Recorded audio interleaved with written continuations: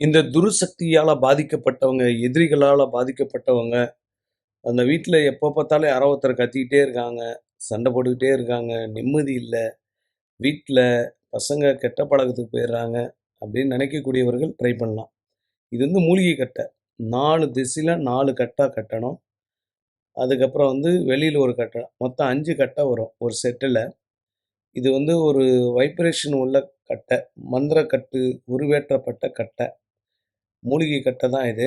இது நீங்க வீட்ல வைத்தாலும் உங்களுக்கு வைப்ரேஷன் ஏற்படும். அதனோட வந்து சாம்பிராணி ஒண்ணு குடுப்போம். அது வந்து துருசக்திகளுக்கு பிடிக்காத ஒரு வாசனை.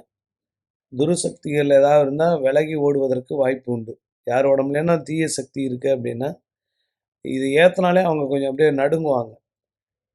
தீய சக்திகளை அலற விடக்கூடிய மூலிகை சாம்பிராணி, மூலிகை கட்டை இப்ப கிடைக்கும். யாருக்கு வேணுமோ ட்ரை பண்ணுங்க.